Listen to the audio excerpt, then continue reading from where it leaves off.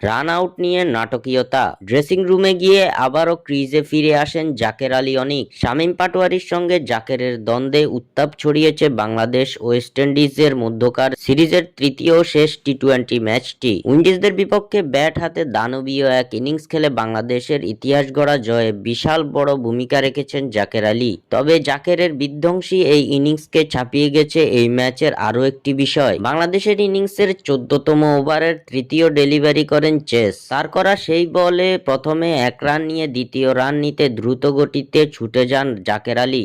তবে ক্রিজ ছাড়তে অস্বীকৃতি জানায় শামীম। ততক্ষণে দৌড়ে স্ট্রাইক এন্ডে পৌঁছে যান জাকের। এরপর নন স্ট্রাইক প্রান্তে স্টাম্প ভেঙে দেন বোলার রোস্টন চেস। নিজেকে আউট ভেবে মাঠেই মেজাজ হারান জাকের আলী অনিক। শামীমের উপর ক্ষিপ্ত হয়ে মাঠ ছাড়েন তিনি। তবে জাকের আলী ড্রেসিং রুমে ফিরে যাওয়ার পর আম্পায়ারের ইশারা রিভিউ নিয়ে দেখা কে আউট হয়েছে। রিভিউতে দেখা যায় আউট হয়েছে শামীম হোসেন পাটোয়ারি, কারণ শামীম ক্রিজ ছোঁয়ার আগে দ্রুত ক্রিজ ছুঁয়েছেন জাকের আলী অনিক।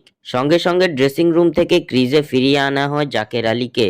এ সময় মাঠে নামার সময় জাকের ও শামীম একে অপরের সঙ্গে কোনো বাক্য বিনিময় করেননি। খালি চোখে দেখে বোঝা যাচ্ছিল দুজনের মাঝেই সৃষ্টি হয়েছে দ্বন্দ্বের। স্বাক্ষর থেকে সাদবিন ইসলাম।